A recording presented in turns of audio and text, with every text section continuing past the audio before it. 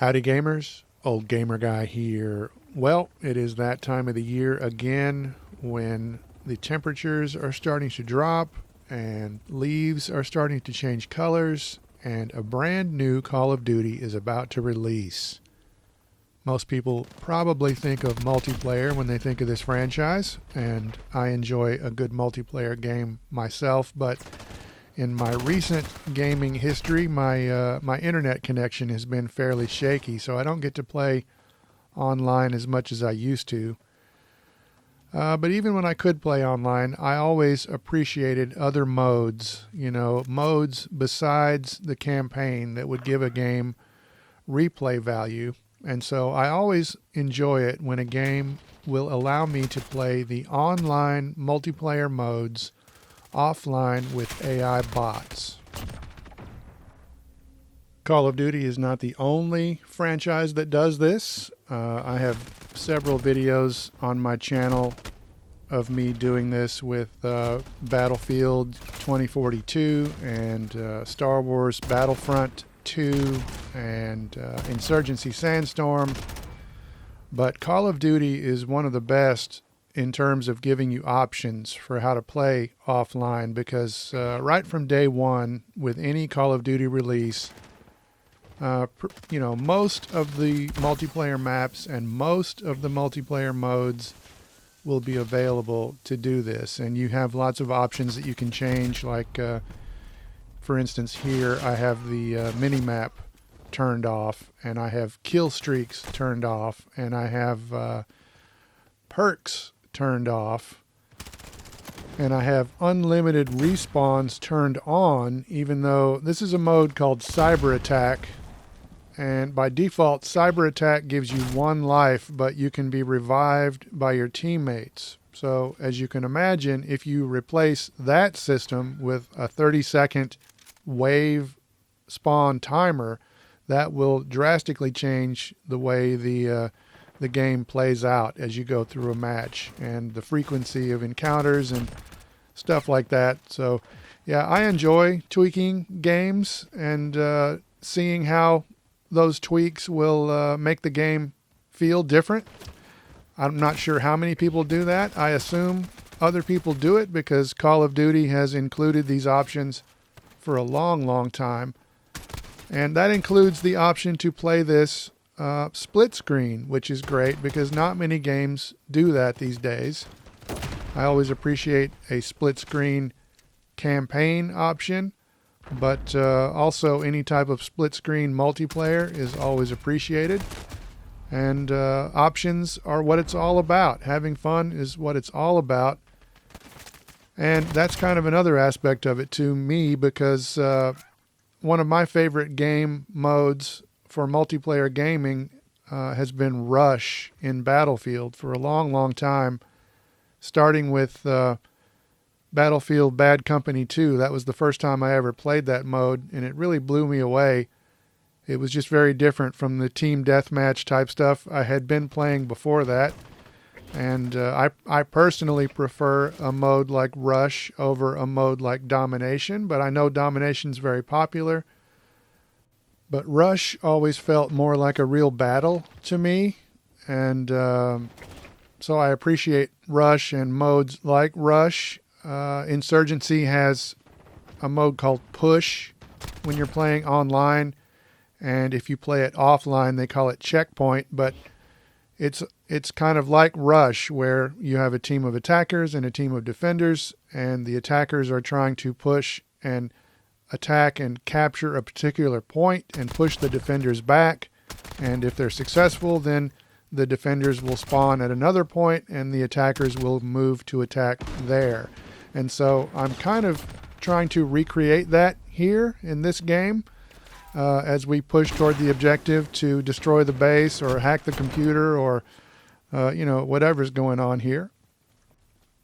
I guess technically we're planting an EMP on these electronic devices, whatever they are, computers or servers. I don't know. They seem to be very important, but both teams have them outside in the dirt. So I kind of question how important they are really, but that's a detail you probably shouldn't think about. Don't think too much It's a very immersive life and death experience, and that's a lot of fun, but don't think too much about those details. Just keep your mind on the mission. But yeah, if I had my way, every multiplayer game would give you the option of playing offline with bots. And, I think the number of options that Call of Duty gives you for this is great, but I wish they would even go further. I wish I could set the loadouts for my team, and I wish I could give them some at least rudimentary commands like holding position or holding fire, opening fire, whatever. Just give me more control, more immersion, because otherwise you're just basically following your team and just trying to support them as they move through the map, and that's really what you have to do here, especially on higher difficulties. This is the veteran AI difficulty, which is the highest, and it doesn't necessarily make them smarter, but it does make them much, much better shots. So you generally have to play pretty well to support your team and get to the objective and capture it or blow it up or whatever you're doing. You've probably guessed that I have the friendly fire turned off because the AI will tend to just kind of line up and run to the next objective. So they will line up behind each other, and if an enemy appears in front, then they all start firing, and the ones in the back will start killing the ones in the front.